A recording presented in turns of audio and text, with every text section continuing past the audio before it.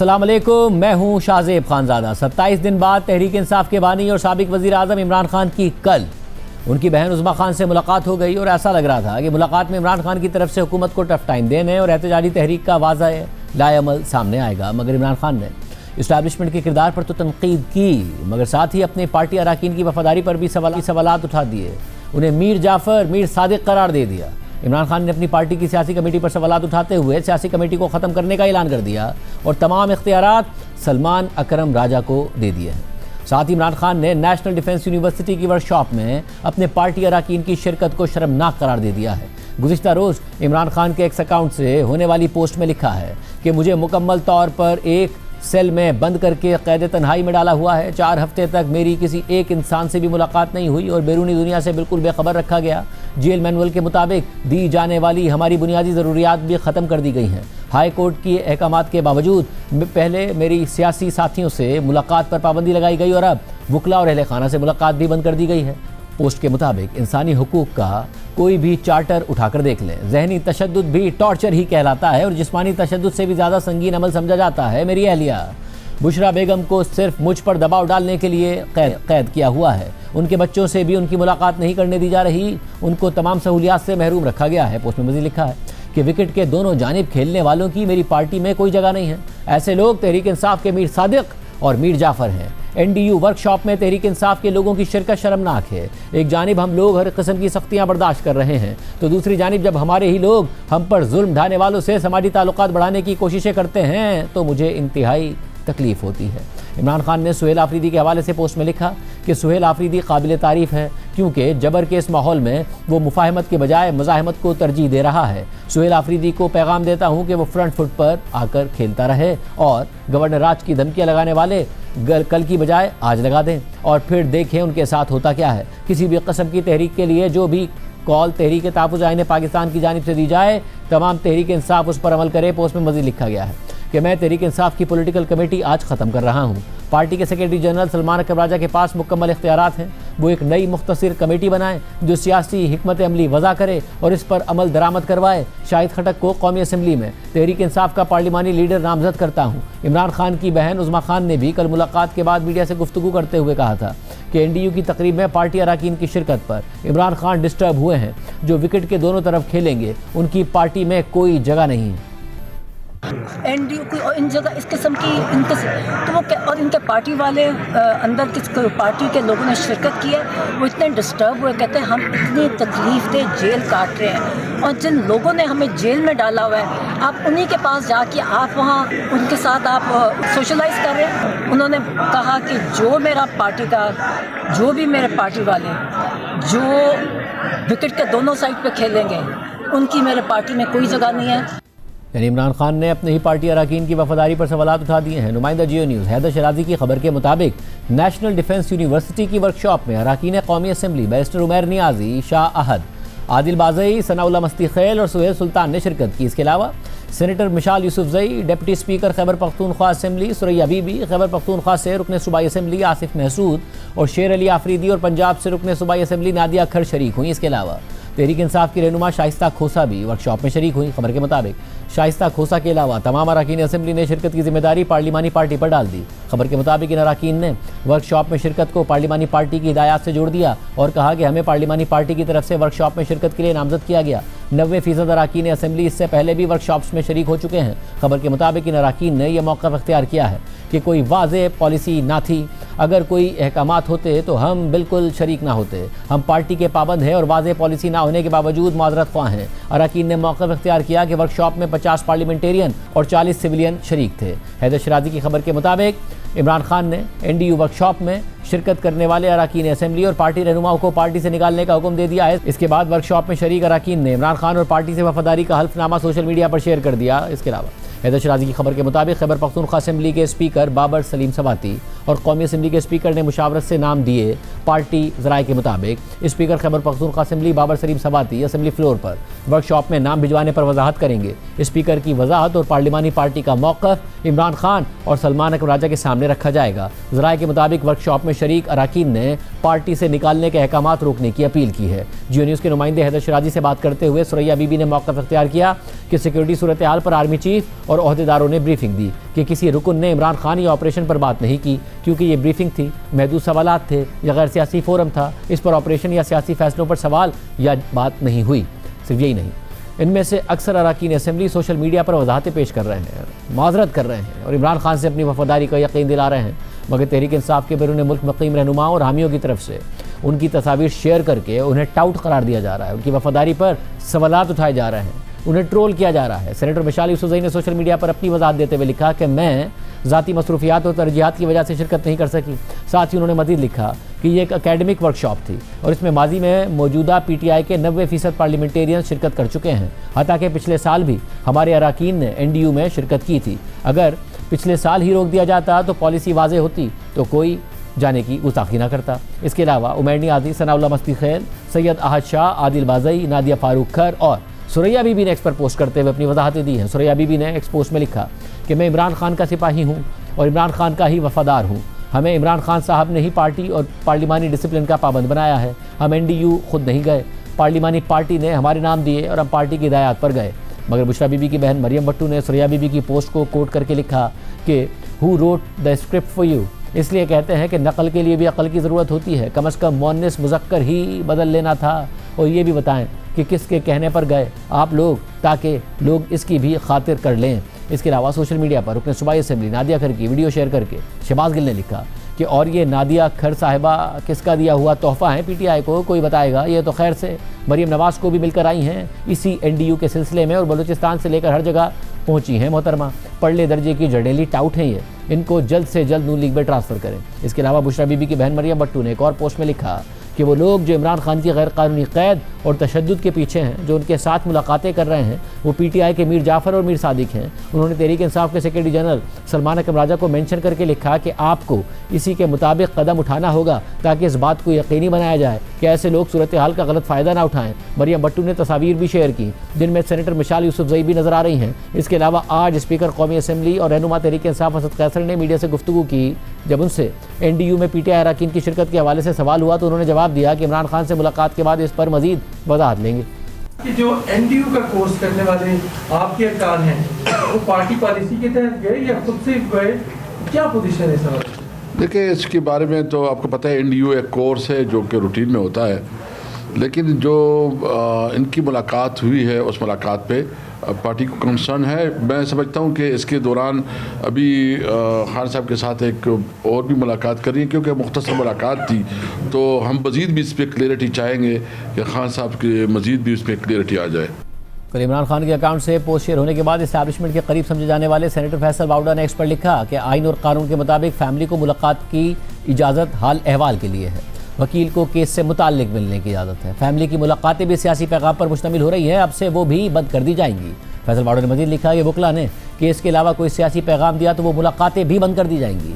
जीती हुई अफवाज और उसके सिपा सालार के बारे में मज़ीद बकवास बर्दाश्त नहीं की जाएगी। इसके अलावा इमरान खान से उनकी बहन की मुलाकात के हवाले से अंदर की खबरें सामने आ रही हैं कि अचानक 27 दिन बाद ये मुलाकात कैसे हुई, इस हवाले से नुमाइंदा जियो न्यूज़ शबीर डार ने ज़राए से खबर दी कि ज़राए के मुताबिक अडियाला जेल में इमरान खान की बहन उज़मा खान की मुलाकात बातचीत के नतीजे में हुई है। मुलाकातों में डेडलॉक का खात्मा chairman PTI barrister Gohar Khan की कोशिशों के नतीजे में हुआ। ज़राए का कहना है कि पहले बैरिस्टर गौहर खान को इमरान खान से मुलाकात का कहा गया था, लेकिन बैरिस्टर गौहर खान ने कहा कि पहले बहनों का हक है, लिहाजा किसी एक बहन को मुलाकात की इजाज़त दे दी जाए।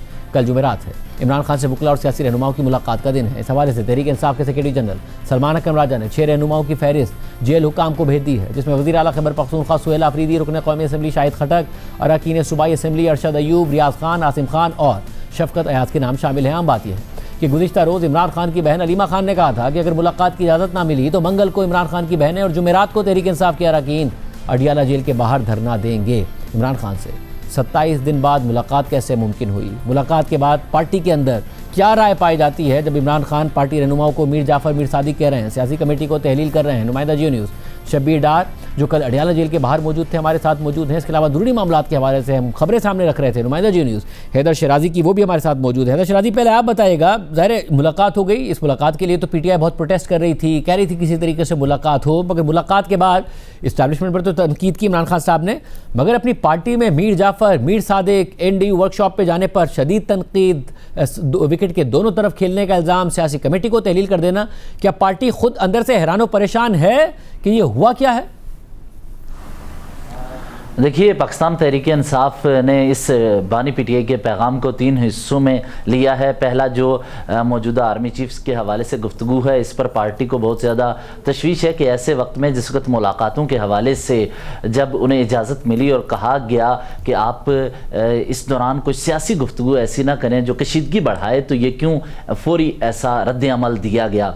इस हवाले से पार्टी के एक सीनियर रहनुमा ने आज जो इन मुलाकातों के हवाले से मरकज़ी किरदार अदा कर रहे हैं, उन्होंने अपना नाम ना जाहिर करने की शर्त पर यह बताया कि मोहसिन नकवी इसमें अहम किरदार अदा कर रहे हैं, वो हमारे मोहसिन हैं इन मुलाकातों के हवाले से। लेकिन उसके बावजूद क्या आप बता सकते हैं कि अब हमें कोई मुलाकातें ऐसे करने दी जाएंगी जब मिलिट्री एस्टेब्लिशमेंट की तरफ से, मौजूदा एस्टेब्लिशमेंट की तरफ से मुलाकात या डायलाग के हवाले से उस तरह का कोई रास्ता नज़र नहीं आ रहा? तो ऐसे में पीटीआई के लिए ही मुश्किलात होंगी। और इस्लामाबाद समेत पेशावर में भी आज मीटिंग हुई है और पार्टी रहनुमाओं ने इस बात पर इत्तफाक किया है कि सख्त मौक़िफ़ पीटीआई के लिए ही मुश्किलात पैदा करेगा। इसमें 2 मज़ीद नुकात हैं, एक एनडीयू में वर्कशॉप में शिरकत का और दूसरा सियासी कमेटी के हवाले से।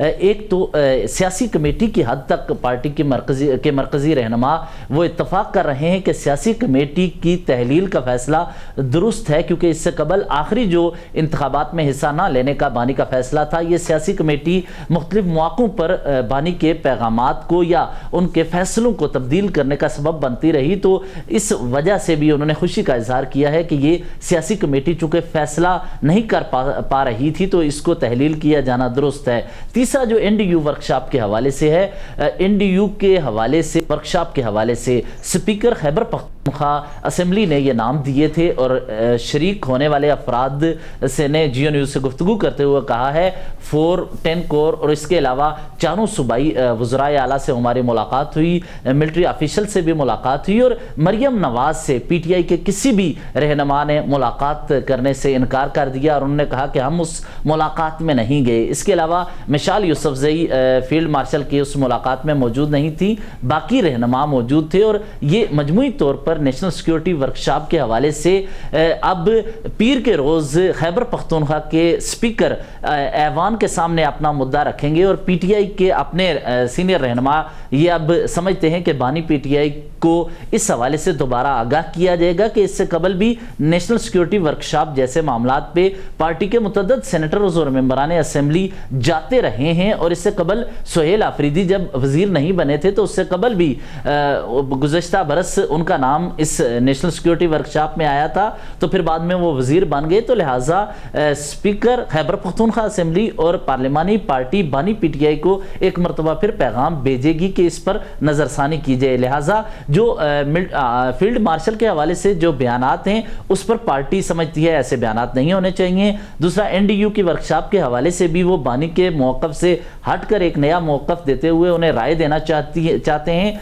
कि इस फैसले को तब्दील किया जाए, जबकि सियासी कमेटी की तहलील के फैसले को पार्टी सराहती नजर आ रही है। और आप बताइएगा शबीर डार, कल आप रिपोर्ट कर रहे थे सारा दिन, मुलाकात से पहले, मुलाकात के बाद के वाक़यात, फिर आपने अंदर की कहानी भी आवाम के सामने रखी, जो आपकी खबर है वो हमने आवाम के सामने रखी।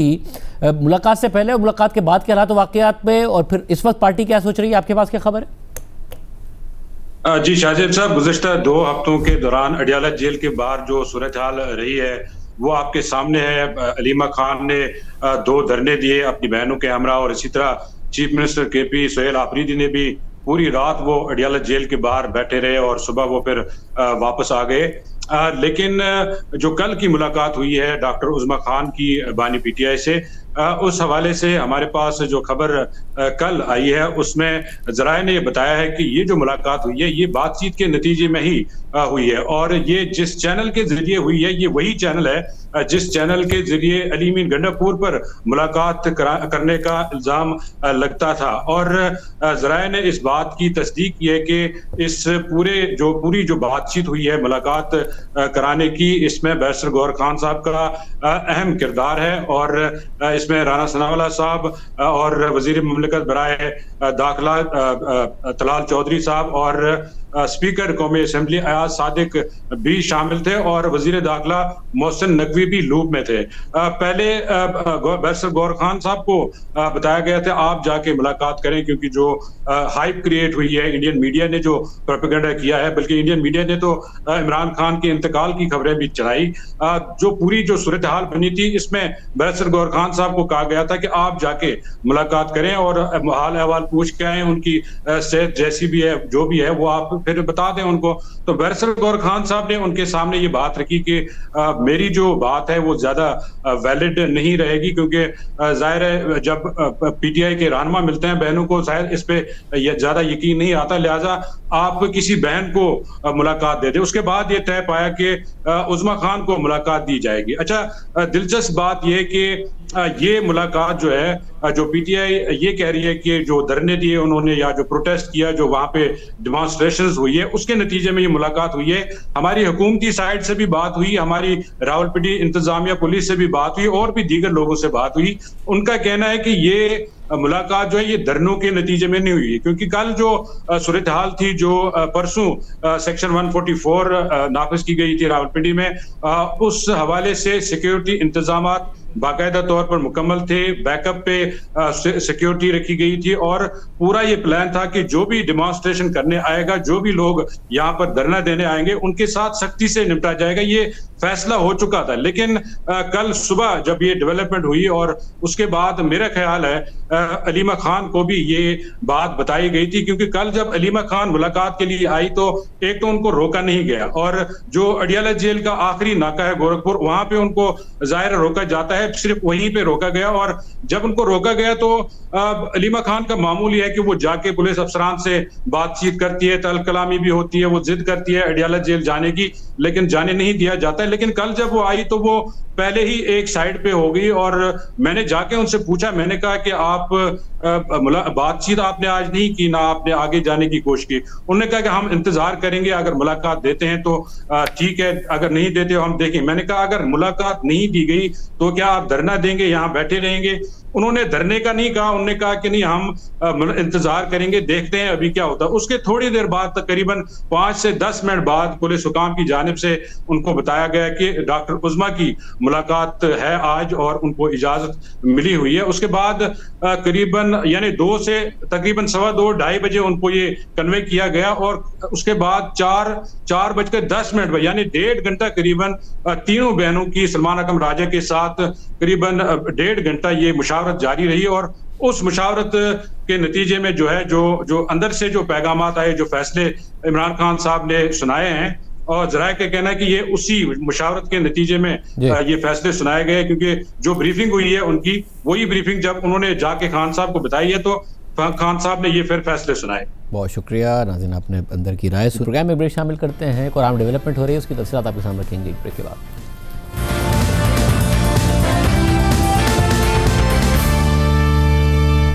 कतर और तुर्की में पाक अफगान मुज़ाकरात की नाकामी के बाद दोनों ममालिक के ताल्लुकात और हालात मज़ीद कशीदा होते जा रहे हैं। पाकिस्तान में दहशतगर्दी के बढ़ते वाक़यात की वजह से पाक अफगान तिजारत तकरीबन 2 महीने से बंद है और अफगानिस्तान को शदीद तिजारती मसाइल का सामना करना पड़ रहा है। पाकिस्तान का इल्ज़ाम कि पाकिस्तान में होने वाली दहशतगर्दी में अफगान सरजमीन इस्तेमाल हो रही है और इन हमलों में अफगानिस्तान में मुकीम कलअदम तहरीक तालिबान पाकिस्तान और दीगर कलअदम तंजीमों के दहशतगर्दों के साथ साथ बड़ी तादाद में खुद अफगान शहरी भी मुलविस हैं।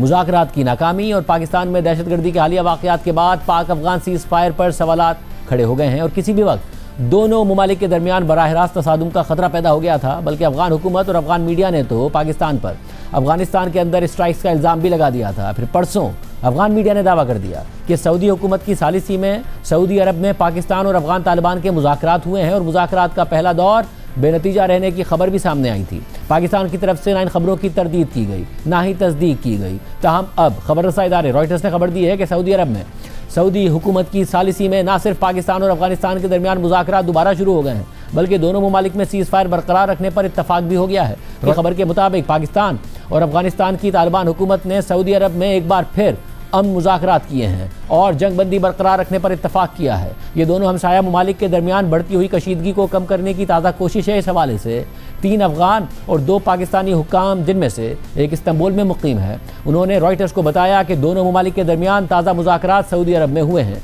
जहाँ दोनों फरीक़ैन ने जंगबंदी बरकरार रखने पर इत्तफाक किया। अफगान तालिबान के एक सीनियर अहदेदार ने बताया कि पाक अफगान बातचीत सऊदी अरब की कोशिश के बाद हुई। हम मस्बत नताइज के हुसूल के लिए मज़ीद मीटिंग्स के लिए तैयार हैं। जबकि पाकिस्तानी हुक्काम ने बताया कि फ़ौज, इंटेलिजेंस एजेंसियों और दफ्तर खारजा के अहदेदारों ने मुज़ाकरात में पाकिस्तान की नुमाइंदगी की। ताहम खबर के मुताबिक पाकिस्तान के दफ्तर खारजा, पाक फ़ौज, अफगान तालिबान के तर्जुमान और सऊदी हुकूमत ने रॉयटर्स की जानिब से इस हवाले से तबसरा करने की दरख्वास्तों का जवाब नहीं दिया। तुर्की और कतर के बाद अब सऊदी अरब की सालिसी में पाकिस्तान और अफगान तालिबान के दरमियान मुज़ाकरात की खबरें शाया हो रही हैं। पाकिस्तान का बुनियादी और वाहिद मुतालबा रहा है कि अफगान तालिबान अफगानिस्तान में पाकिस्तान में दहशतगर्दी को रोकने के लिए मौसर और काबिल तस्दीक इकदाम उठाएं। TTP समेत पाकिस्तान में हमले करने वाले दहशतगर्दों को पनाह देने और उनकी सरपरस्ती करने से पीछे हट जाएं। उनके खिलाफ ऑपरेशनल और आइडियोलॉजिकल इकदाम उठाएं, मगर अपने इन इकदाम के हवाले से अफगान तालिबान ज़बानी नहीं बल्कि तहरीरी शक्ल में ज़मानत दें। मगर तुर्की और कतर की सालिसी में होने वाले मुज़ाकरात में अफगान तालिबान ने पाकिस्तान के मुतालबे को मानने से इनकार कर दिया। इसी वजह से मुज़ाकरात नाकाम होने के साथ साथ आइंदा भी मुज़ाकरात का इम्कान बहुत महदूद हो गया था। इसलिए अब सवाल उठ रहा है कि क्या दोनों ममालिक के दरमियान सऊदी अरब में दोबारा मुज़ाकरात शुरू होने की खबरें दुरुस्त हैं, और क्या सऊदी अरब की सालिसी और असर रसूख से अफगान तालिबान पाकिस्तान के मुतालबात मानने को तैयार हो जाएंगे। इस हवाले से बात करेंगे इन मामलात पर नज़र रखने वाले सहाफ़ी इफ्तिखार फिरदौस से। इफ्तिखार फिरदौस साहब, बहुत शुक्रिया हमें ज्वाइन करने के लिए। और साहब, क्योंकि ऑफिशियली वर्जन नहीं आ रहा है, क्या वाकई मुज़ाकरात हुए हैं? क्या वाकई एक बार फिर इस बात पर इत्तफाक हुआ है कि पाकिस्तान अफगानिस्तान सीज़ फायर को कंटिन्यू करेंगे और सालिसी सऊदी अरब ने की है? देखिए शाहजेब, आपके प्रोग्राम में ही हमने सबसे पहले इस बात पे बात की थी कि सऊदी अरब ने एक पेशकश की है दोनों ममालिक को, और सऊदी अरब ने ऑब्वियसली दोनों ममालिक से बैकग्राउंड में काफ़ी बातें की थी, जिसके बाद ही जो है ये मीटिंग तय पाई थी। हमारी जो इन्फॉर्मेशन है, ये मीटिंग जो है वो संडे की रात से जो है मंडे की सुबह तक जो है वो चली थी, और मंडे को ही जो है पीर के दिन ही वफद जो है दोनों ममालिक के वापस आ गए थे। जहाँ तक मेरी हुक्काम से बात हुई है, ऑब्वियसली इसमें कोई ऑफिशियल वर्जन तो देने के लिए तैयार नहीं है, लेकिन कुछ अफगान जो इंटरलोक्यूटर्स थे और जो पाकिस्तानी इंटरलोक्यूटर्स है, उन्होंने ज़राए की बेसिस पर जो है ये बात जो है वो ज़रूर बताई है कि बातचीत तो ज़रूर हुई है, और ऑलमोस्ट जो इसमें जो लोग शामिल थे वही लोग थे जो तुर्की के अंदर थे आखिरी मीटिंग के अंदर, वही डेलीगेशन का ऑलमोस्ट जो है सेम्बलेंस है। जो बातचीत की जो है बात हुई, उसका तरीकाकार भी यही सामने आया कि जो डिमांड लिस्ट पाकिस्तान की साइड से थी वो तो हैंड ओवर कर दी गई, और कहा कि यही डिमांड है कि जब तक जो है अफगानिस्तान की सरजमीन पाकिस्तान के खिलाफ जो है वो इस्तेमाल होगी, तब तक जो है कोई रद्द बदल तो देखने में आएगा नहीं। लेकिन इसके बावजूद इस बात का अंदिया जो है वो दिया गया कि सीज फायर इंटैक्ट है। लेकिन ये सीज फायर इंटैक्ट होने की वजह शाहजेब, मैं एक ये बता दूं कि एक सीज फायर इंटैक्ट होने का मतलब हरगिज़ ये नहीं है, क्योंकि जब भी हम ये स्टेटमेंट्स जो है वो सुनते हैं तो ऐसा लगता है जैसे बॉर्डर के ऊपर कोई जंग सा समा है। ऐसा है नहीं, और दोनों ममालिक नहीं चाहते कि एस्केलेशन जो है वो बॉर्डर पर दोबारा हो। लेकिन अगर पाकिस्तान की सरजमीन पर कोई अटैक होगा तो पाकिस्तान की फौज के तर्जुमान ने भी और दीगर जो लोग हैं जिनसे इसके बाद भी जो है मेरी बात हुई, वो इस बात पर एडमेंट है कि अगर पाकिस्तान की सरजमीन पर कोई बड़ा अटैक होगा तो उसका रिस्पॉन्स जो है वो जरूर दिया जाएगा। बाकी आज आपके प्रोग्राम से पहले मेरी एक अफगान जो है सीनियर ओहदेदार से जो है वो बात हुई, जो इस टाइम भी सऊदी अरब में थे, और उन्होंने इस बात की तस्दीक की कि मुज़ाकरात तो हुए हैं लेकिन उसमें कोई मौजूदा कोई इतनी बड़ी पेशरफ्त नहीं आई। हाँ, अलबत्ता उन्होंने इस बात की तस्दीक की कि गैर रस्मी तौर पर कुछ चैनल्स हैं जो वो ओपन करना चाहते हैं ताकि इन मसाइल को टेबल के अक्रॉस बैठकर जो है कोई मसले का हल निकाला जा सके। अच्छा, मगर मुझे ये बताएगा कि ज़ाहिर कतर में जब मुज़ाकरात हुए, फिर जो तुर्की में हुए, अब तो ख़ुद हमारे जो वज़ीर ख़ारजा हैं, नायब वज़ीर आज़म इसहाक़ डार साहब, वो ये बता चुके हैं कि पाकिस्तान तो तैयार था स्ट्राइक्स के लिए, और जो निशाना है वो पता था पाकिस्तान को कि कहाँ पर हाइड आउट्स हैं, मगर कतर ने मुदाखलत की, रोका, मगर उसके बावजूद भी ब्रेक थ्रू तो नहीं हो सका। ख़बरें यही आती रहीं कि नहीं माने अफ़गान तालिबान। अब क्या ऐसा है कि कोई तवक्को रखी जाए? अब सऊदी अरब भी इन्वॉल्व हो गया है, तो क्या ज़्यादा लेवरेज रखता है कि बात आगे बढ़ सके? देखिए, लेवरेज तो रखता है, ऑब्वियसली एक रिलीजियस सिंबोलिज्म है, और उसकी बात को अफगानिस्तान के अंदर तो वजन जो है वो दी जाती है, इसमें तो कोई शक नहीं है। क्योंकि जितने अफगान जो अहदेदार हैं जिनसे बात हुई, तो ऑब्वियसली उसको वो काफ़ी वेटेज जो है वो देते हैं। लेकिन वो परेशानी है शाहजेब दूसरी तरफ से भी। हालांकि अफगानिस्तान का जो तर्ज हुकूमत है, शायद उसमें ऐसी बातें जो है वो नज़र नहीं आती जो रोज़मर्रा के मसाइल हैं, क्योंकि वहाँ पर मीडिया पर ऐसी पाबंदी है और लोग खुल के बात नहीं कर सकते।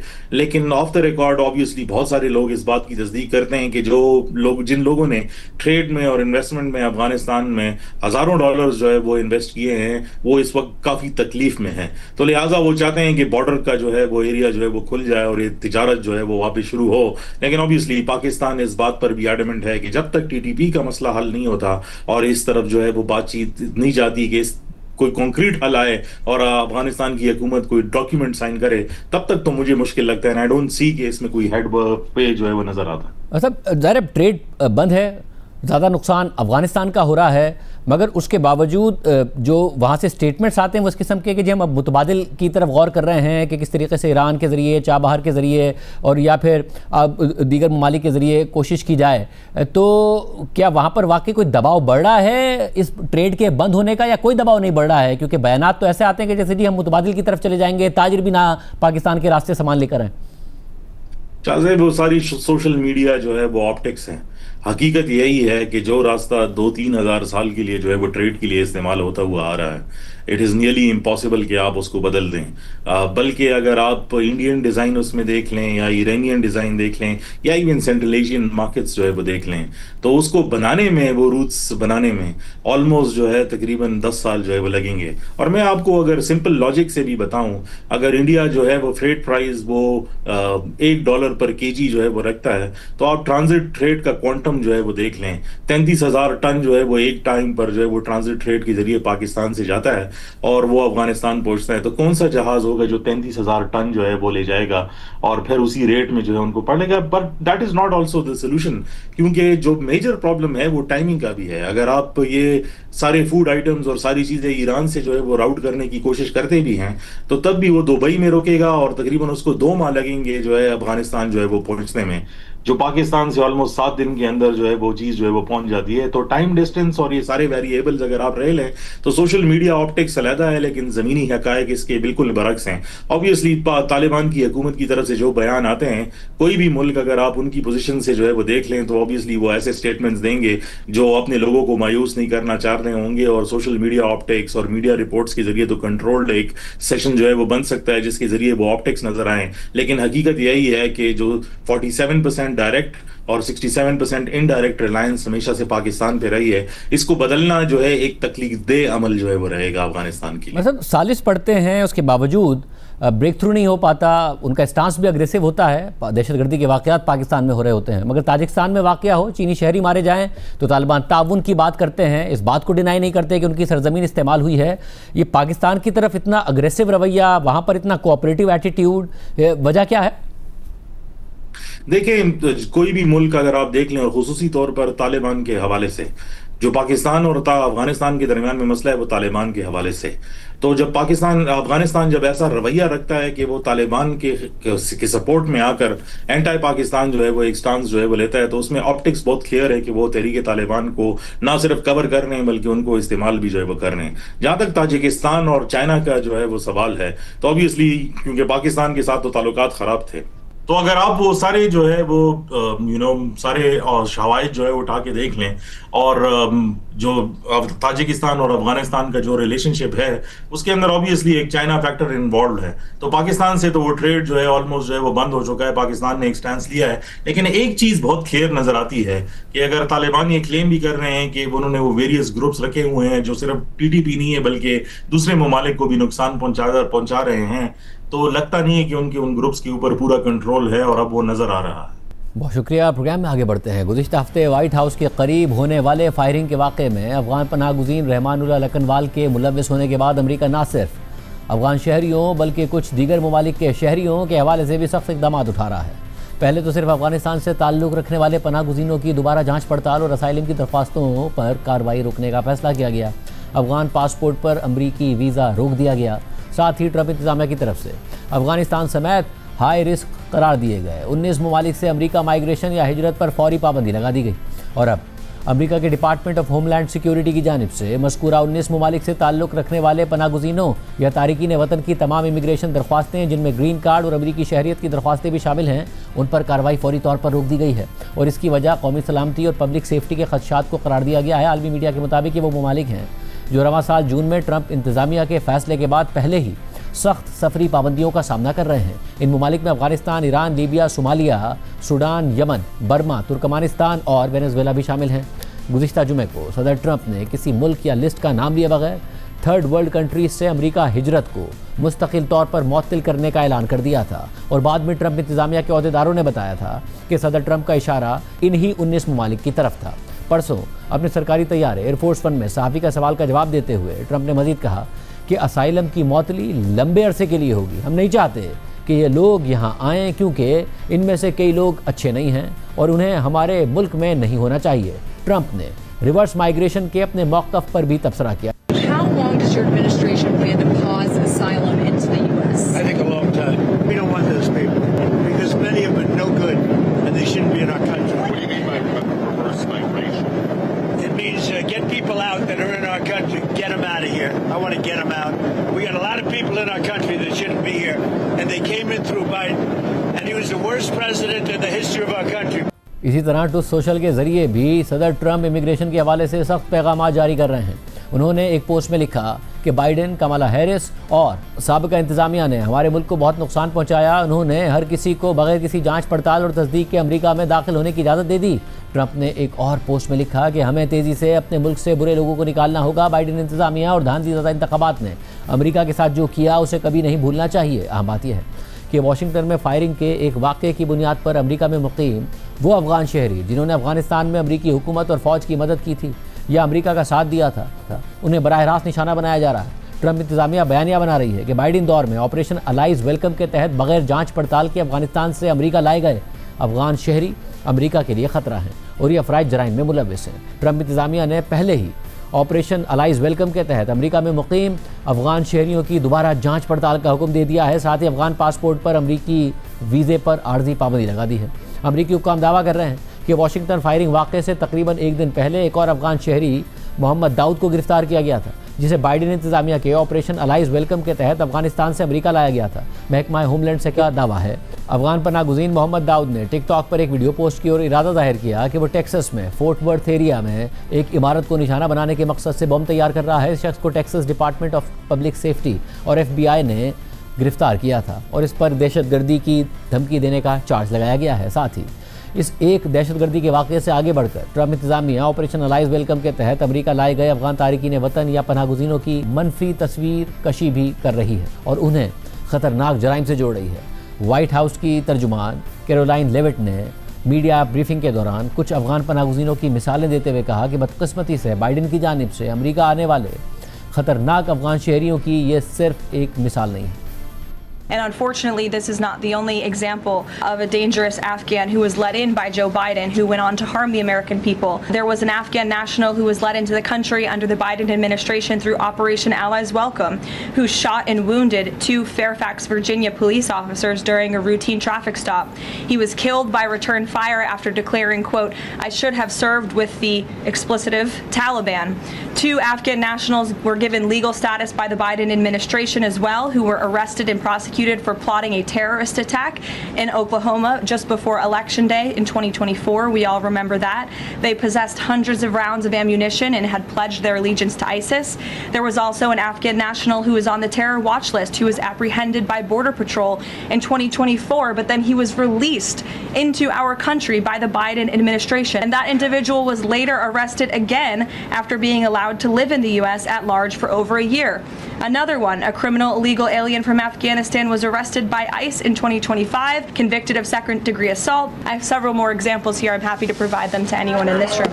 इससे पहले अमेरिका के महकमा होमलैंड सिक्योरिटी ने एक्स पर एक थ्रेड शेयर किया था और इस तरह की तफसीलात बताई थी और बाइडेन इंतज़ामिया को तनकीद का निशाना बनाया था। थ्रेड के मुताबिक हज़ारों गैर तस्दीक शुदा अफगान एलियंस ने अमरीकियों को नुकसान पहुँचाया और दहशतगर्दी का शिकार बनाया, क्योंकि बाइडेन इंतज़ामिया ने हमारे मुआशरों को मुजरिमों, दहशतगर्दों और दूसरे खतरात से भर दिया था। ये चंद एक मुजरिम हैं जिन्होंने अमरीकी मेहरबानी का बदला वायलेंस की शक्ल में दिया। ज़बीउल्लाह महमद नामी अफगान शहरी को बाइडेन इंतजामिया ने अमेरिका में रीसेटल किया था। उस पर एक 9 उम्र लड़की का रेप करने का इल्ज़ाम है। इसी तरह अफगान शहरी अब्दुल्ला हाजीज़ादा और नासिर अहमद तौहीदी को बाइडेन इंतजामिया ने लीगल स्टेटस दिया था। ये दोनों अफराद 2024 के इलेक्शन के दिन ओक्लाहोमा में दहशतगर्दी का मंसूबा बनाने के इल्ज़ाम में गिरफ्तार हुए और उनके खिलाफ मुकदमा शुरू किया गया। इन दोनों अफराद के पास सैकड़ों गोलियां थीं और इन्होंने दाइश के साथ अपनी वफादारी का अहद किया था। इसके अलावा अफगान शहरी जमाल वली को बाइडेन इंतजामिया के दौर में ऑपरेशन अलाइज वेलकम के तहत अमेरिका लाया गया। उन्होंने फरवरी 2024 में वर्जीनिया में एक मामूल के ट्रैफिक स्टॉप के दौरान 2 पुलिस अफसरान को गोली मारकर जख्मी कर दिया था और ये भी कहा था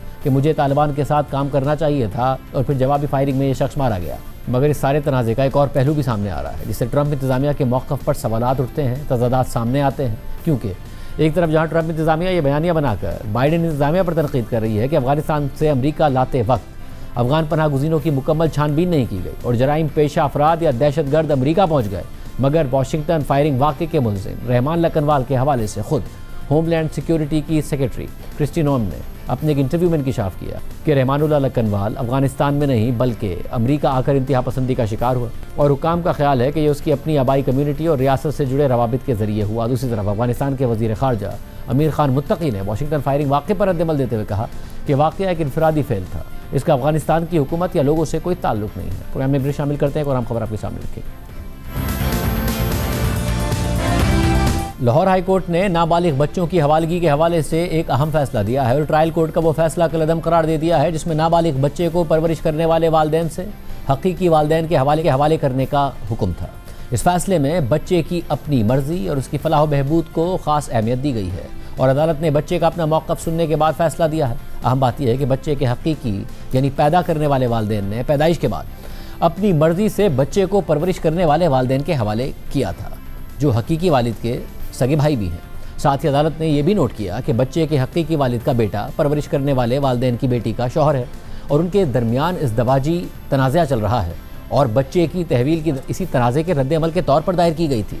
लाहौर हाई कोर्ट के जस्टिस फैसल जमान खान के तहरीर करदा इस फैसले में लिखा है कि इस दरख्वास्त का पस मंज़र यह है कि रिस्पॉन्डेंट्स नाबालिग बच्चे के हकीकी वालिदैन हैं जो इस वक्त तकरीबन 13 साल का है। ये बात तस्लीम शुदा है कि रिस्पॉन्डेंट्स ने इस बच्चे की तहवील खुद दरख्वास्त गुजारों के हवाले की थी क्योंकि वो करीबी रिश्तेदार हैं और दरख्वास्त गुजार और रिस्पॉन्डेंट सगे भाई हैं। ताहम 4 मार्च 2022 को रिस्पॉन्डेंट्स यानी बच्चे के हकीकी वालिदैन ने दरख्वास्त गुजारों यानी परवरिश करने वाले वालिदैन के खिलाफ बच्चे की तहवील के लिए दरख्वास्त दायर कर दी। इसके बाद फैसले में केस की तफसीलात और मातहत अदालतों के फैसलों का हवाला देने के बाद लिखा है कि ज़ेर गौर मामले पर बात करते वक्त ये बात जहन में रखनी चाहिए कि एक बच्चा जिसे उसके हकीकी वालिदैन ने पैदाइश के वक्त या पैदाइश के 6 माह बाद अपनी मर्जी से परवरिश करने वाले वालिदैन के हवाले कर दिया था और इन परवरिश करने वाले वालिदैन ने उसे 9 साल तक पाला और इस दौरान हकीकी वालिदैन की तरफ से कोई शिकायत भी सामने नहीं आई, मगर फिर एक दिन अचानक बच्चे पर यह इंकशाफ कर दिया गया कि वो दरख्वास्त गुजारों का बच्चा ही नहीं है बल्कि रेस्पॉन्डेंट्स की औलाद है।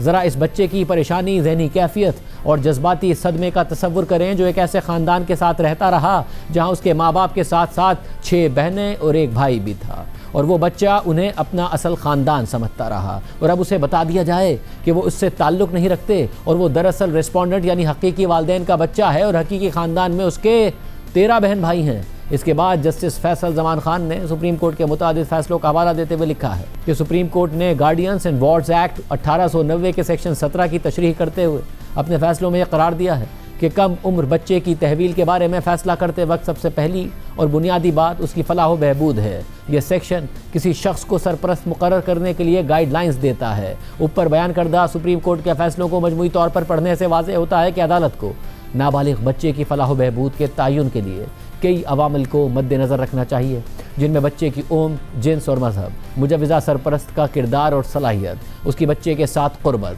अगर बच्चे के वालिदैन ज़िंदा नहीं हैं तो उनकी ख्वाहिशात और मुजव्विज़ा सरपरस्त का बच्चे के साथ मौजूदा ताल्लुक़ शामिल हैं। इसके अलावा अगर बच्चा समझ बूझ रखता हो तो अदालत बच्चे की इंटेलिजेंट प्रेफरेंस को भी देख सकती है। मज़ीद ये भी करार दिया गया है कि नाबालिग बच्चे की फलाह के तयन में अदालत ये हकीकत नज़रअंदाज कर सकती है कि बाप कुदरती तौर पर सरपरस्त है या माँ को हिजानत का हक़ हासिल है। इसके अलावा एक्ट के सेक्शन 17 की तशरीह करते हुए सुप्रीम कोर्ट ने 16 मई के अपने एक ताज़ा तरीन फ़ैसले में इस बात पर बहुत ज़्यादा ज़ोर दिया है कि बच्चे की आवाज़ और बच्चे की यह तरजीह कि वो किसके साथ रहना चाहता है या चाहती है, इस बात को कम उम्र बच्चे की तहवील के मुकदमात में संजीदगी से मद्देनज़र रखा जाना चाहिए ताकि उसके बेहतरीन मफाद का तहफ़्फ़ुज़ हो सके। फैसले के मुताबिक ये भी मुशाहिदा किया गया है कि बच्चे की बात सुनने का मतलब उसे मान लेना नहीं, बल्कि उसके नुक्ता नज़र को इस हद तक समझना है कि उसकी बेहतरी के मुताबिक फ़ैसला किया जा सके। इन अदालती नज़ीरों, मौजूदा मुकदमात के ख़ास हालात और फ़रीक़ैन के तरजीही हक़ को मद्देनज़र रखते हुए तकरीबन 13 साला नाबालिग बच्चे को 29 अक्टूबर को अदालत में पेश होने के लिए कहा गया, जहाँ उससे उसकी जहनी कैफियत और समझबूझ की बुनियाद पर उसकी तरजीह जांचने के लिए सवालात पूछे गए, जिनके उसने बखूबी जवाब दिए। अपना बयान रिकॉर्ड कराते हुए बच्चे ने बिल्कुल वाज़ेह और दो टोक अल्फाज में अपनी ख्वाहिश जाहिर की कि वो परवरिश करने वाले वालिदैन के साथ रहना चाहता है। इस मौके पर बच्चे की तहवील एक हफ्ते के लिए आर्जी तौर पर उसके हकीकी वालिदैन के हवाले कर दी गई, ताकि उसे अपने हकीकी वालिदैन के साथ रहने का भी मौका मिले और वो एक बाखबर और समझदार इंतखाब कर सके। जिसके बाद 7 नवंबर को बच्चे की तहवील दोबारा परवरिश करने वाले वालिदैन को वापस दे दी गई। फिर जब बच्चा दोबारा अदालत में पेश हुआ तो उससे फिर पूछा गया कि वो किस फरीक के साथ रहना चाहता है, जिस पर उसने एक बार फिर बिल्कुल वाज़ेह और दो टोक अंदाज में कहा कि वो परवरिश करने वाले वालिदैन के साथ रहना चाहता है। फैसले में अदालत ने मज़ीद लिखा है कि ये बात यहाँ बयान करना मुनासिब होगा कि बच्चे ने अदालत के सामने बयान देते हुए जो एतमाद और पुख्तगी दिखाई है वो काबिल तारीफ़ है। इससे ज़ाहिर होता है कि परवरिश करने वाले वालिदैन ने उसकी अच्छी परवरिश की है। इन हक़ाइक़, मुकदमे के ख़ास हालात और बच्चे की बात सुनने के बाद ये अदालत इस नतीजे पर पहुंची है कि बच्चा एक ऐसी उम्र में है कि उसका मौक़िफ़ वज़न रखता है, और क्योंकि उसने दरख्वास्त गुजारों यानी परवरिश करने वाले वालिदैन के साथ रहने की ख्वाहिश जाहिर की है, खुसूसन उस वक्त कि जब उसके हकीकी वालिदैन कोई ऐसे हालात साबित नहीं कर सके कि जिनसे यह ज़ाहिर हो कि बच्चे की परवरिश पालने वाले वालिदैन के घर में मुनासिब माहौल में नहीं हो रही। इसलिए मातहत अदालतों ने इन हक़ाइक़ को नज़रअंदाज करके कानूनी गलती की है, खुसूसन इस बात के बावजूद कि मातहत अदालत की जानिब से दिए गए हुक्म में वाज़ेह तौर पर दर्ज था कि बच्चा अदालत में पेश हुआ था और उसने दो टोक अल्फाज में कहा था कि वो दरख्वास्त गुजारों यानी परवरिश करने वाले वालिदैन के साथ रहना चाहता है। फिर भी मातहत अदालतों ने बगैर कोई वजह बताए बच्चे की आवाज़ को जानबूझकर नज़रअंदाज कर दिया और उसकी तहवील हकीकी यानी पैदा करने वाले वालिदैन को दे दी, हालांकि बच्चे की फलाह व बहबूद सबसे अहम पहलू है। लाहौर हाई कोर्ट के फैसले में मज़ीद लिखा है कि इस बात में कोई शक नहीं कि जब नाबालिग बच्चे की तहवील के मामले में हकीकी वालिदैन और परवरिश करने वाले वालिदैन का मुकाबला किया जाए तो हकीकी वालिदैन को तरजीही हक़ हासिल होता है। लेकिन जैसा कि पहले बयान किया गया है कि नाबालिग बच्चे की तहवील के तयन में बुनियादी अहमियत उसकी फलाह व बहबूद की होती है। इस हकीकत का जायज़ा लेते वक्त मातहत अदालतों ने मुकम्मल तौर पर इस बात को नज़रअंदाज कर दिया कि हकीकी वालिदैन ये बात साबित करने में नाकाम रहे कि बच्चे की तहवील दरख्वास्त गुजारों यानी परवरिश करने वाले वालिदैन को आर्जी तौर पर इस शर्त के साथ दी गई थी कि जब दरख्वास्त गुजारों के यहाँ बेटा पैदा हो जाएगा तो बच्चे की तहवील उन्हें वापस कर दी जाएगी। अगर ऐसा कोई अरेंजमेंट मौजूद होता तो कम अज़ कम उसकी तफसीलात तहवील की दरख्वास्त में लाजमी बयान की गई होती। मिसाल के तौर पर ये किसकी मौजूदगी में, कहाँ, कब और किस वक्त तय पाया था। इसके अलावा हकीकी वालिदैन ये भी साबित नहीं कर सके कि बच्चे की परवरिश मुनासिब और आरामदेह माहौल में नहीं हो रही है। फैसले के मुताबिक एक और पहलू जिसे मातहत अदालतों ने नज़रअंदाज किया है वो ये है कि बच्चे के हकीकी वालिद एक ऐसे शख्स हैं जिनकी मुतअद्दिद शादियों से 13 बच्चे हैं। क्या एक नाबालिग बच्चे को इतने बड़े ख़ानदान में भेजना महफूज होगा जहाँ उसके लिए सब लोग अजनबी हैं, जबकि बच्चे की परवरिश करने वाले वालिदैन के यहाँ 6 बहनें और एक भाई हैं जिनके साथ वो 13 साल तक इसी यकीन के साथ रहता रहा कि यही उसका असल ख़ानदान है। ऐसे में अचानक उसे बिल्कुल अजनबी माहौल में भेज देने से उसकी जहनी हालत क्या होगी। साथ ही ये बात भी नज़रअंदाज कर दी गई कि तस्लीम शुदा तौर पर बच्चे के हकीकी वालिद का बेटा परवरिश करने वाले वालिदैन की बेटी का शौहर है और इन दोनों के दरमियान इज़दवाजी तनाज़ा चल रहा है और इस तनाज़े के रद्द-ए-अमल के तौर पर बच्चे की तहवील के लिए दरख्वास्त दायर की गई थी। फैसले के इख्तिताम में लिखा है कि जैसा कि ऊपर बयान किया गया और मौजूदा मुकदमे के हक़ाइक़ और ख़ास हालात को मद्देनज़र रखते हुए यह अदालत इस नतीजे पर पहुँची है कि नाबालिग बच्चे की फलाह व बहबूद दरख्वास्त गुजारों यानी उसकी परवरिश करने वाले वालिदैन के साथ है। क्योंकि दोनों मातहत अदालतों ने ऊपर बयान करदा हक़ाइक़ को नज़रअंदाज किया, इसलिए उन्होंने नाबालिग बच्चे की तहवील उसके हकीकी वालिदैन को देकर कानूनी गलती की। लिहाजा ये दरख्वास्त मंजूर की जाती है, जिसके नतीजे में मातहत अदलिया का हुक्म और फैसला मनसूख किए जाते हैं और बच्चे के हकीकी वालिदैन की जानिब से बच्चे की तहवील के लिए दायर दरख्वास्त मुस्तरद की जाती है। इस तरह अदालत ने बच्चे को 13 साल से उसकी परवरिश करने वाले वालिदैन के हवाले कर दिया। आज के प्रोग्राम में इतना ही। अल्लाह हाफ़िज़।